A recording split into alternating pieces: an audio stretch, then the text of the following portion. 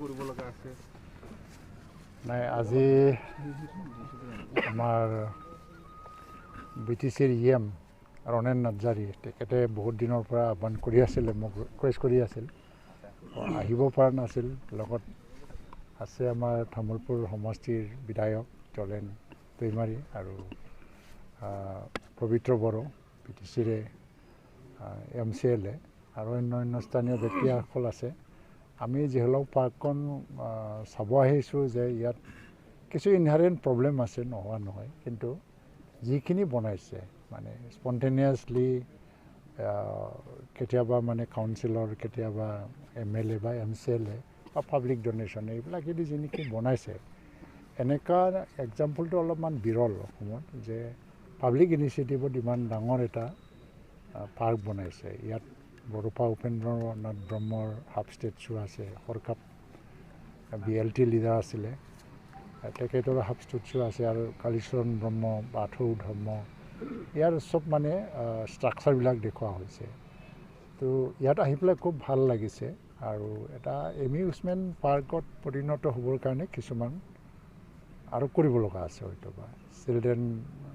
বাচ্চাবিলাকে আহি পেলাই খেলিব পাৰে বা এটা সময় কটাব পাৰে, কিন্তু এমিউজমেণ্ট পাৰ্কলৈ যদি আমি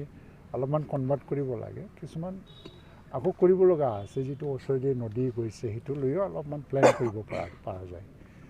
তো আজি কিছুমান প্ৰব্লেম কৈছে, যে প্ৰব্লেম বুলি নহয়, মানে যিটো প্ৰয়োজন আৰু এডিশ্যনেলি সেইখিনি বিষয়ে আমি আলোচনা কৰিম নিশ্চয়, মই তৰফৰ পৰা কেনেকৈ হেল্প কৰিব পাৰোঁ। আৰু আজি মই তামোলপুৰত আহি পেলাই সেইটো মানে খুব ভাল লাগিছে, তামোলপুৰবাসী ৰাইজৰ লগত এইটো শ্বেয়াৰ কৰিবলৈ সুযোগ পাইছোঁ যে যোৱাকালি কেবিনেটত তামোলপুৰ জিলা আকৌ মানে জিলাৰ মৰ্যাদা প্ৰদান কৰা হ'ল। আগতে জিলা ঘোষণা কৰা হৈছিল, কিন্তু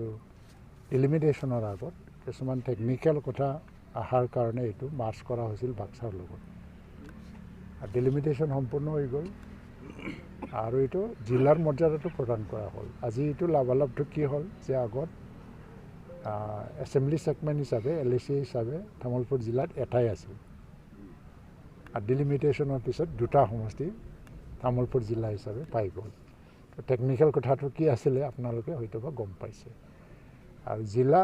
মৰ্যাদা পোৱাৰ লগে লগে ইয়াত জিলাৰ ভিত্তিক যিখিনি অফিচ থাকে,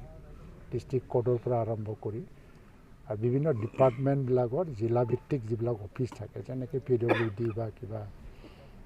আৰু বিভিন্ন ডিপাৰ্টমেণ্টবিলাকৰ সেইবিলাকো লাহে লাহে হৈ যাব। আৰু মই ভাবোঁ জিলা মানে এটা হোৱা মানে এটা অঞ্চলত ডেভেলপমেণ্টৰ ক্ষেত্ৰত আমি এটা তীব্ৰ গতিত লৈ যোৱাৰ ক্ষেত্ৰত জিলা প্ৰশাসন, জিলা ব্যৱস্থাই আমাক সহায় কৰে। তামোলপুৰ এটা সম্ভাৱনা থকা এটা ঠাই, ইয়াত কমাৰ্চিয়েল এটা এডভান্টেজ আছে, ভূটানৰ লগত ডাইৰেক্ট এক্সেছ, ৰঙিয়া গুৱাহাটীৰ লগত ডাইৰেক্ট এক্সেছ, বাহিৰৰ পৰা মানুহ অহা যোৱা কৰে, তাত ইনভেষ্টমেণ্টৰো এটা মানে সুযোগ আছে। মুখ্যমন্ত্ৰী ডাঙৰীয়া ডক্টৰ হিমন্ত বিশ্ব শৰ্মাৰ নেতৃত্বত যিটো উন্নয়নৰ গতি চলি আছে, তামোলপুৰটো তেওঁ সদায় মোক কৈ থাকে যে ইয়াত প্ৰচুৰ সম্ভাৱনা আছে উন্নয়নৰ,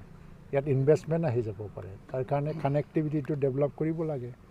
এই চিন্তাটো লৈয়ে পাগলাদিয়া আৰু বিভিন্ন নদীৰ ওপৰত তেওঁ খুব মানে সোনকালেভাৱে ঘোষণা কৰি পেলাই ব্ৰিজবিলাক বনোৱাৰ ব্যৱস্থা কৰিছে। বানপানীত কিছু অলপ সমস্যা নোহোৱা নহয়, এইবিলাকতো একো নহয়। এইটো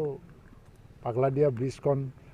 আৰু কেইটামান ব্ৰিজ অতি সোনকালে তেওঁ আহি পেলাই উদ্বোধন কৰিব, আৰু সেইটো হোৱাৰ লগে লগে আমাৰ বাক্সা জিলাৰ লগত কানেক্টিভিটিটো প্ৰব্লেম নাই, আৰু ওদালগুৰিটো প্ৰব্লেম নাই। ইমান এটা কানেক্টিভিটি ছাইডৰ পৰা তামোলপুৰৰ দৰে ঠাই নাই, মানে ইমান এডভান্টেজ থকা। তাত এটা কমাৰ্চিয়েল এটা ডেভেলপমেণ্টৰ কাৰণে প্ৰচুৰ সম্ভাৱনা আছে। আৰু আজি অসমত প্ৰায় 81টা উপজিলা সৃষ্টি কৰা হ'ল। উপজিলা মানে কি, চাব ডিভিজন নাথাকে, আৰু তাত SDO মুৰব্বী হৈ আছিলে, SDO মুৰব্বী হৈ নাথাকে। উপজিলা মানে এটা এটা সমষ্টিক লৈ পেলাই উপজিলা, তাৰ মুৰব্বী হ'ব ADC ইনচাৰ্জ, প্ৰায় DCৰ লগত ইকুইভেলেণ্ট টু DC। কেইটামান ক্ষেত্ৰত DCয়ে মানে কিছু পাৱাৰ বেছি থাকে, DCৰ কামবিলাক কমি যাব। কিন্তু ৰাইজে এতিয়া লেণ্ড ৰেভিনিউৰ কাৰণে DC অফিচ যাব নালাগে, কিবা দোকান খুলিবৰ কাৰণে পাৰ্মিশ্যন লাগে, লাইচেঞ্চ লাগে, তাৰ কাৰণে DC অফিচ যাব নালাগে। MLA LAD, MP LAD fund, untied fund, PNRDৰ ফাণ্ডবিলাকত সেই ADC লেভেলতে যাব সমষ্টিভিত্তিক, DC অফিচত যাব নালাগে। ৰাজনীতি শাসন আৰু প্ৰশাসন ব্যৱস্থা ৰাজ্যৰ ওচৰলৈ অনাৰ কাৰণে যিখিনি ব্যৱস্থা কৰিছে ভাৰতবৰ্ষৰ কেইটামান ষ্টেটতহে এইবিলাক উদাহৰণটো পোৱা গৈছিল কিন্তু অসমত উত্তৰ পূৰ্ব অঞ্চল বুলি নহয় ভাৰতৰ ভিতৰতে বহুতখিনি ষ্টেটৰ তুলনাত এই প্ৰশাসনিক যিটো এটা পৰিৱৰ্তন বা সংস্কাৰ তাৰ দ্বাৰা দি উপজিলা কনচেপ্টটো যে আজি প্ৰৱৰ্তন কৰিলে যোৱাকালি কেবিনেটৰ 100 কেবিনেট যোৱাকালি হৈছিল আৰু 100বাৰ কেবিনেট বহাৰ পিছত 1200মান সিদ্ধান্ত লোৱা হৈছিল আৰু তাৰে প্ৰায় মানে 70-80% কামবিলাক কৰা হৈছে বাকী অলপমান আছে নহ'লে কিছুমানে অনগোয়িং অৱস্থাত আছে তেনেকুৱা এটা বিপ্লৱিক পদক্ষেপ বা সিদ্ধান্ত লৈ পেলাই কাম কৰা মুখ্যমন্ত্ৰী আজি ভাৰতবৰ্ষৰ ভিতৰতে শ্ৰেষ্ঠ মুখ্যমন্ত্ৰী হিচাপেও আজি কিছুমান মানে নিউজ চেনেলে ছাৰ্ভে কৰাত ওলাই পৰিছে এইকাৰণে তামোলপুৰৰ উন্নয়ন সম্ভৱ আৰু বহু বছৰলৈকে তেওঁ অসমখন শাসন কৰিব গৈ আছে এইকাৰণে তামোলপুৰৰ ভৱিষ্যতটো উজ্জ্বল বুলি ক'ব পাৰোঁ চৰকাৰে কৰা নাই কিন্তু হাইকোৰ্টৰ পৰা এটা হাগ্ৰামা মহিলাৰীৰ সময়তে এজন প্ৰদ্যুৎ বৰা নামক মানুহজনে হাইকোৰ্টত কেছ দিছিলে আৰু এনেকেই জাননীবিলাক বাৰে বাৰে আহিছিল সেই সময়ত কিন্তু কাৰ্যকৰী হোৱা নাছিল আৰু বৰ্তমান প্ৰমোদ বৰাৰ সময়তো এনেকুৱা নিৰ্দেশটো আহিছিলে এতিয়া লাষ্ট যিটো অৰ্ডাৰ আহিল এইটো কণ্টেম্প অফ কোৰ্ট হ'ব অফিচাৰবিলাক যদি কাম নকৰে তেনে ক্ষেত্ৰত জাননীবিলাক দিয়া হৈছে কিন্তু ইয়াত ভয় কৰিব লগা একো নাই কাৰণ বৈধ নাগৰিক যিসকল আছে বৈধ বাসিন্দা যিসকলে আছে সেইসকলক উচ্ছেদ কৰাৰ কোনো প্ৰশ্নই নাই আৰু কোনোবা যদি অবৈধভাৱে বেদখল কৰি আছে মাটিটো সেইবিলাকক যদি কিবা কাৰণত উচ্ছেদ যদি কৰিব লাগে তাৰ কোনো সংস্থাপনৰ কাৰণে চৰকাৰ ব্যৱস্থা কৰিবৰ কাৰণে দায়বদ্ধ এইটো লৈ পেলাই ৰাজনৈতিক এটা হাৱা গৰম কৰিবলৈ চেষ্টা কৰি আছে কিন্তু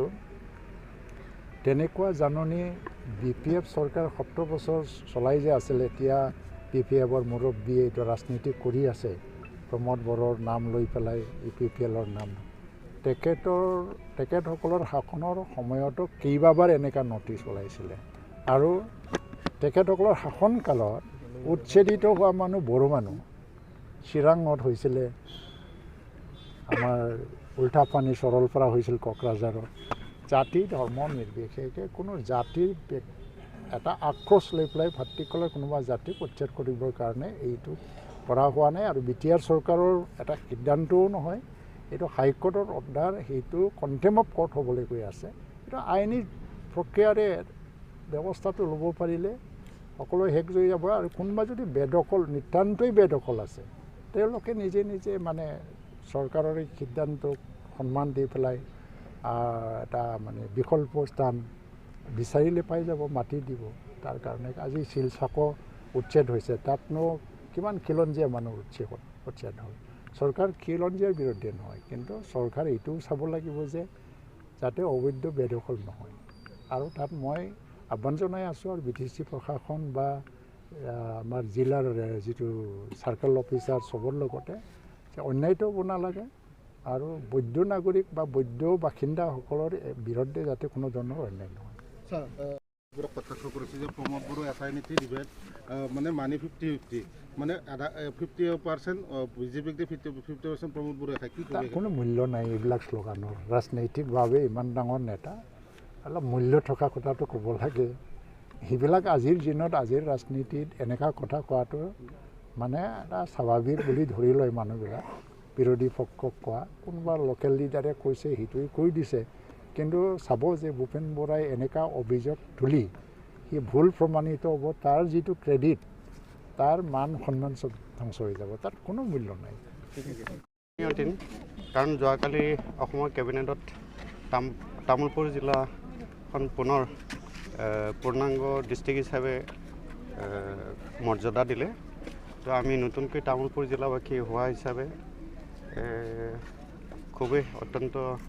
উৎফুল্লিত হৈছোঁ যিটো আমি মুখেদি প্ৰকাশ কৰিব নোৱাৰোঁ তো ইয়াৰ কাৰণে বিশেষকৈ অসমৰ মুখ্যমন্ত্ৰী ডাঙৰীয়া দেৱক আৰু লগতে এই কাৰ্যত জড়িত